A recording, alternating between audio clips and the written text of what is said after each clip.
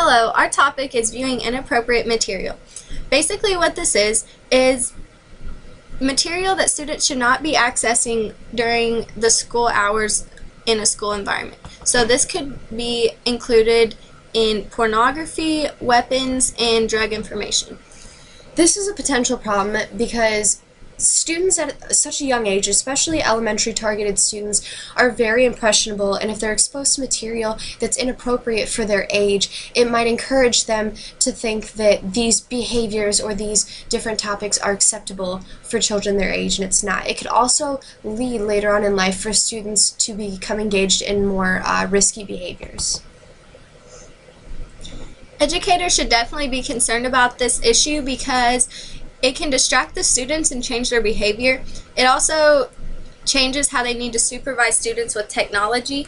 So another thing is, if students are accessing this material, they could accidentally end up on websites that get the computer to have viruses. So that is something that educators should be concerned about. If this issue is not addressed, then there will be an increase of inappropriate materials being seen throughout school systems by students, and again that relates back to the initial problem of students being at such an impressionable age.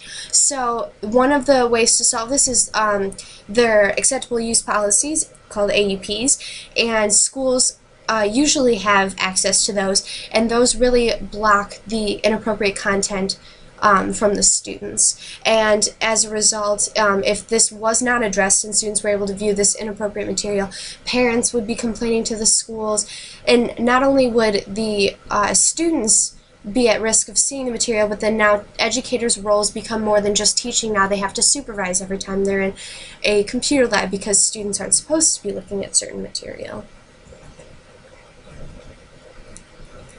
As you can see, in 2000, almost all public schools with internet access did have AUPs. So that is good, and that does show that it is relevant to education to have these filters on their internet system.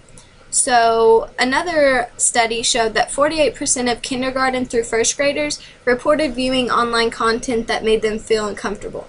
And if they see this material, they need to tell the teacher or a parent or some type of adult so it could be taken care of. However, only 72% of those K through first graders reported the experience to a grown-up. So that means 1 in 4 children did not.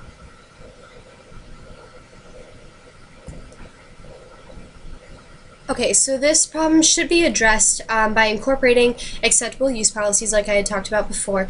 There are also firewalls that can block these inappropriate websites from material.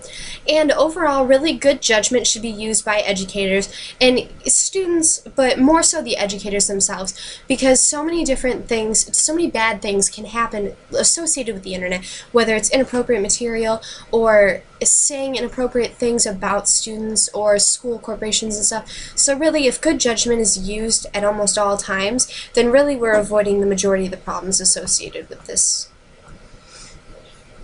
Those are our references, and thank you for listening.